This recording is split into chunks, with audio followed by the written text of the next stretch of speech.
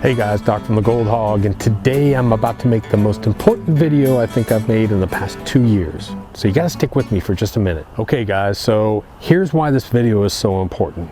This is the last new product release for 2016 that we're doing. And this is a pretty big one for us. What this is a revamp of our Raptor Flare Highbanker. We're gonna call it the Raptor Flare 2.0. And what I'm gonna do with this video is I'm gonna keep this video really short, just make it a summary video, just an introduction video. It's not gonna be a long video, it's not gonna show all the details, but what I've done is I've made a separate little website, which I've done for a couple of our other products, GoldHighbanker.com. So if you want to know any more information, if you want to know any specs, if you want to know any dimensions, if you want to see pictures about the unit, you can go to GoldHighbanker.com and see more information about the unit. So the big change we've made with this unit is we've put it into our high-tech production line, which is not easy to do. Because when we move a unit over there, we've got to run a large amount of units to this thing. But this new high-tech production line, the thing about this is the quality of it is amazing. It's more of a forming process, and they're welding versus riveting. It's just a real beautiful high-quality product. Plus, it allows us, because when we fire this line up, we have to do a lot of units. It brings our price way down. So I'm going to tell you right now that if you do a comparison and look at this unit compared to other units on the market, which I normally don't talk about, but if you do that comparison, I think that you'll find, like I'm finding, that this by far is the best value on the market. If you take a look at a Highbanker that has the size header box that we have, has a normal 36-inch sluice, then it has the flare out section, then it has a flare sluice, it comes with everything you need on it. If you do a comparison that wise, this thing, the price point is just amazing. And I'm going to tell you that this unit is such a good value that it really is going to discontinue some other products in our line. So it'll probably discontinue the regular Raptor, it'll discontinue the standard Viper. There are a couple products that this unit will really force other products out of our line. That's how much of a value this thing is.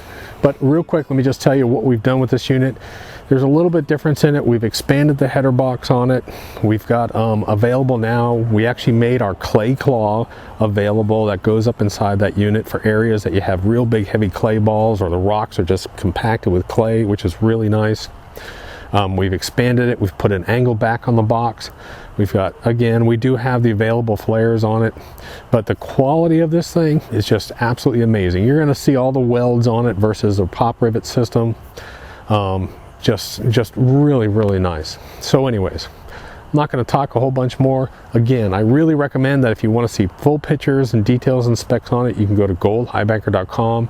We'll eventually have that website done. Right now, we're still working on it. This is February 2016. Normally, we don't pre-sell products. I'm not a fan of pre-selling, but I know a lot of people are getting ready to buy a Highbanker, so I am going to take pre-orders on this unit, because I'm telling you this unit is going to sell out fast. For the price point that is, for the performance of it, it's just amazing. I also, strong point to make for this is I think it's the perfect size unit, and I'll show you that. I'll have it in my truck and I'll set it up. Whether you're one person that wants to go out and run it, or you got a group of 5 people, this thing will keep up. This unit will run an easy 2.5 tons per hour. There's no problem with it, and we're going to show you that. I'm going to show you the feed rate of this thing. As far as efficiency goes, we've tested our Raptor Flare time and time again in control tests. It consistently runs above 98% down to 100 mesh gold. So I'm not even going to go there today with that. I'm just going to go out, I'm going to run the unit, show you some of the features, show you the thing, and again, recommend you go to that website. So I'm going to shut up and let's go out to the field. Hey guys, let me just go ahead and show you when I talk about the portability of this unit. I'll show you how I run it, or how I pack it into my truck. So we're pulling it off the truck. We've got our pumps up here, we're pulling our gear off, but you can see that what I do is I leave this flare attachment attached. I stick my legs in the side of the box. I put the upper unit here, and so this whole unit, give you a size dimension of it, it fits really well inside the truck. I have a standard size bed here, and you can see I still got plenty of room. I can still put my pump up here, put the unit in here, and I got to push it forward some, but I'll have about 6 inches to close my tailgate. So as far as portability goes, this is a real good unit. one person. Again, this unit, the whole thing here is like 49 pounds or something. But if I had to, I could pick up the whole unit myself. All right, so this is the unit as you're looking at it now. And what I'm gonna do is I'm gonna go ahead and grab my camera, walk over to it and show you some of the new features and changes we've made. Again, if you want to know any specs about this unit, I'm gonna put all the specs up on the website. So the size, dimension, weight, all that kind of stuff. But basically, let me show you the differences or the changes that we've made. You can see now we're typically on a Highbanker unit, you're gonna have an end cap with a rivet type system, which we have on all of ours. And you can see on this unit here that it's actually formed and welded. It's actually a beautiful little product. So one of the changes that we made on the header box here is, if you'll notice, the old header box ended about here. We've extended this header box out and we've added this angle dip on it. Now today, I do not have the flares. There are optional flares that come out here, which I really recommend if you're shoveling dirt, but there are going to be optional flares that you can put on this. Today I don't have them with me because they're not through the line yet. I also want to show you the clay claw. The clay claw will have available as an accessory. It does not come standard. The clay claw is an available accessory. I'll show you that running today. We have a single one-piece pipe. You don't have to worry about material clogging up pinholes on here. So you have a 1.5 inch piece of plumbing system. It's very simple. If anything breaks, if you're in a remote area, you can go to Lowe's or Home Depot and replace it. But again, small little grasses and gravel will not clog this up. You don't have to worry about cleaning it. That's a wonderful feature. This shoots water up in here, creates a destruction chamber, destroys all of your gravels and clays, comes back down, runs over our aluminum grizzly system, goes down in here to the reverse ramp riffle. This turns into a flooding chamber and fluid bed with a piece of moss under there on top of the mat. You have your damper riffle here. And of course, this is the reverse ramp riffle, which we have on most of our units. So that's the reverse ramp riffle. You'll see that and I'll explain that later. Then we go down to a box that's close to 9 inches wide. And on this 9-inch wide box, we run very aggressive matting. So we have scrubber, we have talon, we have cut river hog up in here. And the water's going to be going through that upper box very aggressively and fast. We run that pitch at about 10 degrees. Then it's going to come down to the flare section. Now in this flare section, we have a special little deadening bar that we put in, and that water hits this, it deadens and stops, gets pushed down by this flap, and then it goes over the low velocity matting. So it spreads out and goes over low velocity. Again, whatever doesn't get caught up here is looking for something different. So it's going to come down to this lower velocity section and run through here. Now, when I run this unit, I run my upper section at like a 9-10 degree pitch, and then I like to flatten this out, maybe 7 or 6 degrees. So now I've got this dual zone, this dual exchange zone technology that we call it, just like commercial ops do. Commercial ops change the flow and velocity along the run of the slurry. That's what you really want to do. Again, we're looking at unit. You can see all the welding in here. Just a really nice overall quality unit. I'm just really, really happy with the way this unit came out. Now let's talk about pumps real quick. I like to use a 2-inch semi-trash pump mainly because they're nice and cheap. You can pick these things up for about $160 to $220. 2-inch semi-trash pump and neck it down. I've got this one neck down right at the pump to 1.5, and I run 1.5 hose all that way. 1.5 inch lay flat hose is cheap. It's lightweight. You can do it that way. If you want, you can run 2-inch hose and neck it down at the unit. It's up to you, either way. But this unit really needs probably, I would say, close to a minimum of 5,000 gallons in that header box. Not pump rating, but actually 5,000 GPH probably hitting that header box.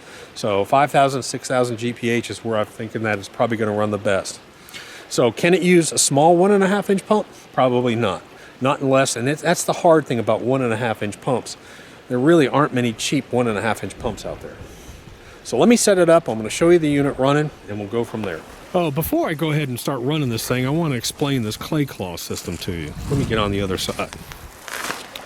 So here's what we found. When you normally run pays, you have a normal pay that you're running through here that you're digging up. You just run it and run it and run it. It's all going through here, and the material's coming off. The rocks are coming out down here, and everything else is going through the sluice. But let's say you hit a point where you got these massive clay chunks or real heavy clays, and you want it to wash real heavy in here. Well, here's what you can do. You'll dump material in here. This clay claw will hold it, and will sit there and wash it and wash it and wash it. Then when you're done, just lift that up. All the material, all those rocks will run out. The other thing that's nice about this is if, let's say, you only have 1 or 2 people down here, you can feed this, then you can go ahead and just let it sit here and run while you're getting another bucket or doing something else. Now, if you don't want to use this, you can either take it off. Again, this is optional, but if you do get this, you can take this off, or you can just leave it up a little bit like this and pour into the unit, pour into the unit, pour into the unit. I put a stick under here, and that's the way I run it. You can do this if you want. You can kick it out of the way too. But of course, if you have your header box flares, that might interfere with it.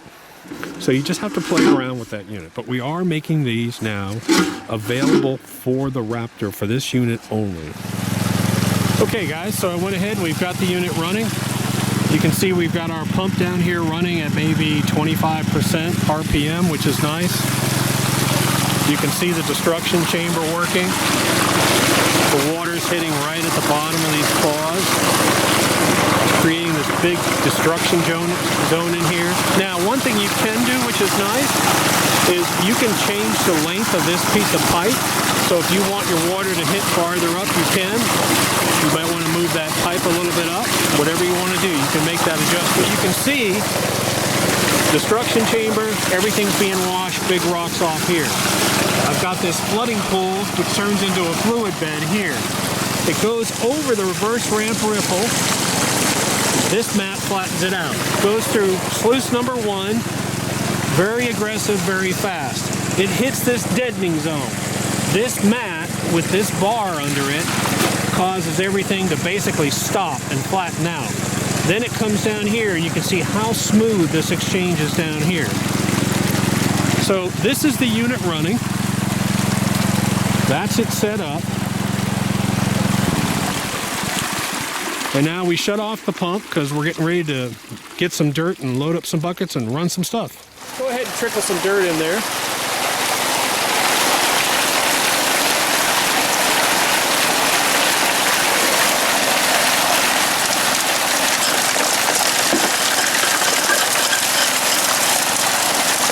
So he's taking a bucket of dirt. Just keep feeding it. This nice steady trickle. You're going to see large rocks come off here. You're going to see the slurry get nice and thick. It's going to come down. And it's an absolutely beautiful looking system. So now just go ahead and keep trickling. Don't stop. So basically he's taken 3/4 of a 5-gallon bucket and he's put it in here. Okay. And so now what you've got is you've got rocks that are sitting in here getting pounded. So I'm going to take the big one out. And I guarantee you there's going to be clay balls in here too. I'll take some big rocks out. And slowly this thing is just going to sit there and wash and sit there and wash. And the rocks are going to be nice and clean. I take this up, let it go, and the rocks are going to fall down. Now I'm going to tighten this up a little bit. Hold that nut so I can tighten it. I'm going to tighten it up a little bit. So what I can do is now I can just leave this claw and walk away from this thing and let the rocks sort of wash out. So let's do another bucket. Same thing. Nice steady trickle in it. And you're going to see he's got about, hold up, he's got about 3/4 of a bucket here. I'm just going to have him just do it over like a 15-second count. I'm just going to just feed it into it, feed it into it.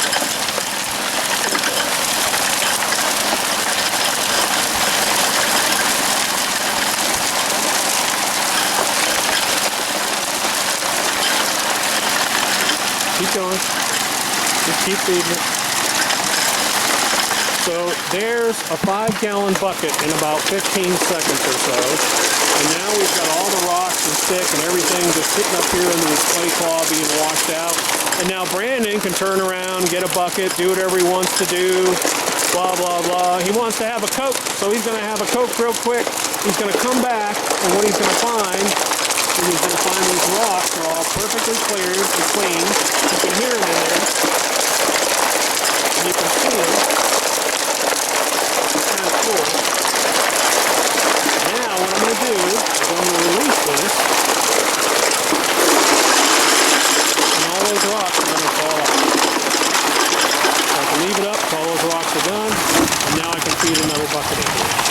So what that does is that overcomes any problems. If you run into an area where there's a bunch of clay and rock, boom, open up that clay, drop down that clay claw. You can leave it up like this if you want and feed it directly into it, or this is stupid, lift it up a little bit, Brandon. I do this, go ahead and push it down. I do that right there. Now go ahead and feed it like that. Now what this does is this will allow, let's go a little bit slower feed. Let's do maybe like a 20-30 second trickle.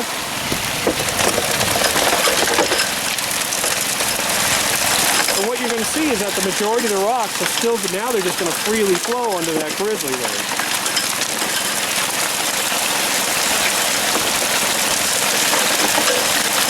Because right now we're not running into any clay issues, so I don't need that clay bar up here. I can just go ahead and run away and run away and run away. So now all of a sudden we're digging along and digging along and digging along. Now all of a sudden we've hit a clay area. All I have to do, drop down my clay bar, get another bucket. Now let's just drop a bucket in there. Let's do like let's just try and fill it up, just like 5 seconds.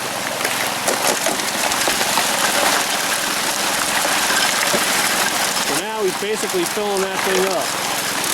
So now it's going to sit there, and it's going to slowly erode away that material. Now, he can walk away from this. And the whole time that this is running, I've actually got a nice little slurry system running down here.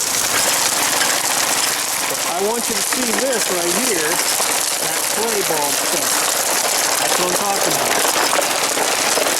You can come in here, you can move this around a little bit, and just let it sit there and let it walk. Take out a big rock, inspect some of your rocks if you want, get them, make sure they're clean.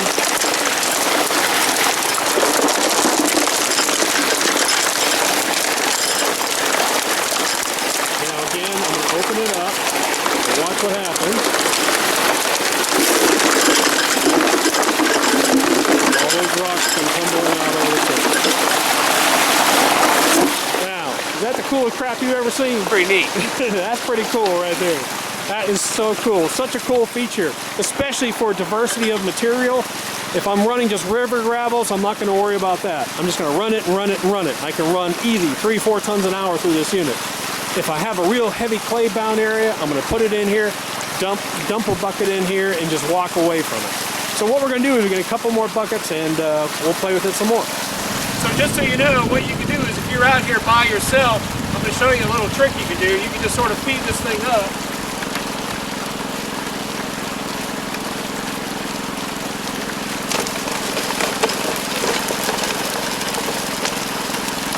Feed that thing up. There's a 5-gallon bucket sitting right there. Now I'm going to walk away. And what I'm going to do is I'm going to let this system just sit there and run all by itself with that clay claw inside of it. Now when I come back, I might have to move around these rocks a little bit. But what's real important to understand is that this whole time, this system is just sitting here, and these rocks are getting pounded. So they're coming out crystal clear. I mean, these things are covered in clay. And look at them now.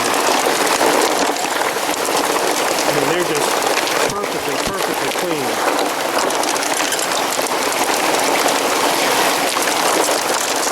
So now I'm going to open up my clay claw, let it all go. But here's a good question for you. You're kind of hesitant to feed this, weren't you, right, in the beginning? Because he's used to just slow trickle. But now what you can do is you can aggressively dump this, which he isn't used to. You're not used to being able to do that. You're used to slow, but now you can sort of feed this thing kind of heavy. Go ahead. And so that's a 5-gallon bucket in 10 seconds. He's dumped in a 5-gallon bucket in 10 seconds. If he feels like the rocks are clean, you can go ahead and just raise that up, let the rocks come out. Again, if you have rocks hanging up here, put a little more pitch on your header box. Get another bucket, drop the clay claw down, and then go ahead and feed it.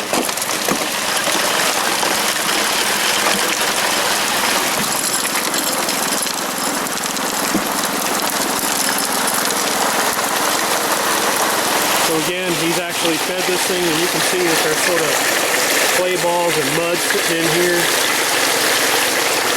Go in there, give it a little push.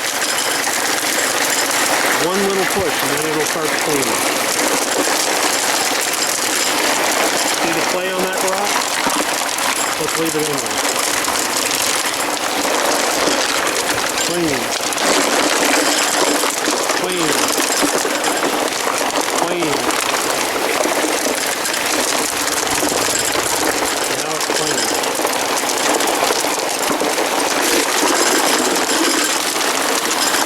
Hey guys, now I addressed this. I did a mini Highbanker video and I addressed this issue about rerunning this header box pile. There's always going to be a little bit of gold at the end of this header box down here, so let me show you what we do, and I encourage everyone to do this on every unit in the world.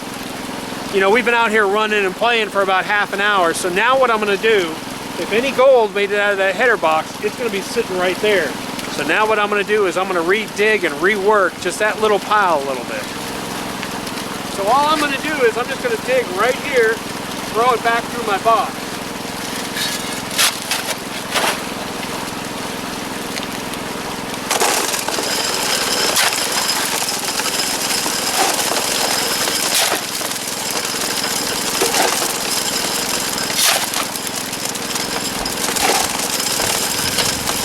I can let this sit here and run and sit here and watch those rocks.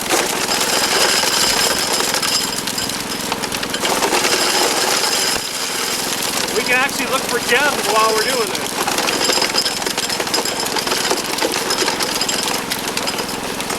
So again, every so often, every 30 minutes, hour, just dig out that little hole, rerun it real quick, make sure you get all the gold off your rocks. You'll find little gems in the meantime if you have any gems. That's a good little tip too. So anyways guys, that's the new Raptor Flare 2.0. Again, I think it's probably the best for the money. It's the perfect size unit, it's the perfect price unit, perfect performing unit, just really, really nice. Anyways, it's been a long day and we've been having some trouble with video footage, so make sure you go to the website, GoldHighbanker.com, check this new unit out, and I think you'll really like it.